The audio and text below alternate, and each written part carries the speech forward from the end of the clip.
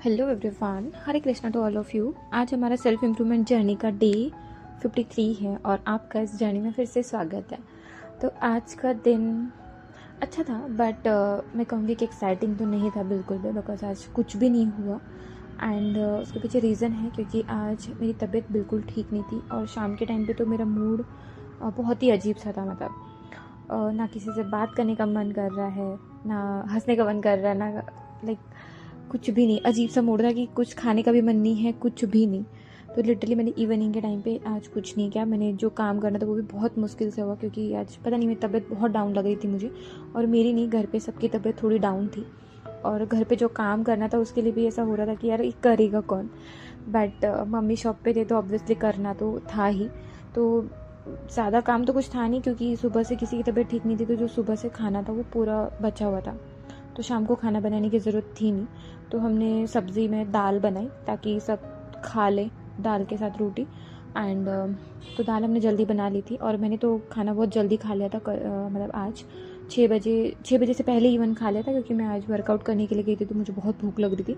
And मैंने उसका shoot भी नहीं किया क्योंकि मेरा मूड नहीं रहा कुछ करने का। तो मैंने खाना भी मैंने अच्छे से खाया नहीं, थोड़ा सा खाना खाया क्योंकि जा ही नहीं रहा था मेरे पेट में। फिर उसके बाद मैंने सोचा कि रात में शायद दूध पी के सो जाऊँगी, बट फिर तो वो भी मूड नहीं हुआ, मतलब कि दूध भी पीऊँ। तो मैंने लिटरली कुछ नहीं किया, मैं एकदम ऐसे सोई सी थी। और शाम 9 बजे के बाद मैंने जो भी किचन में जो काम था, जो बर्तन वर्तन धोने थे और किचन क्लीन करना था, उसमें भी मेरी मम्मी ने थोड़ा मुझे हेल्प किया क्योंकि मेरे से हो नहीं रहा था, तो वो किया। एंड उसके बाद मैं सो जाती हूँ लाइक, और नींद भी नहीं आ रही थी, सही बताओ तो सोने में भी लेट ही हुआ था क्योंकि नींद नहीं आ रही थी। सो गई थी मैं जल्दी, बेड में जल्दी चली गई, लेकिन मुझे नींद नहीं आ रही थी क्योंकि आज कुछ हुआ नहीं था तो थोड़ा टेंशन भी होता है कि कुछ हुआ नहीं है। और इसके अलावा मेरी तबीयत एकदम अजीब सी थी, मतलब मेरा मूड भी बहुत अजीब था। और जैसे होता है कभी कभी सब मूड स्विंग सा होता है कि आपको सैड फील हो रहा है, बट रीज़न नहीं पता था कि क्यों हो रहा है या क्या हो रहा है। तो ऐसा बहुत कम होता है मेरे साथ, ऐसा अभी तो होता नहीं बिल्कुल भी। जब से मैंने योग प्रैक्टिस करने के चालू किया तब से ये सारी चीज़ें काफ़ी हद तक कम हो गई है।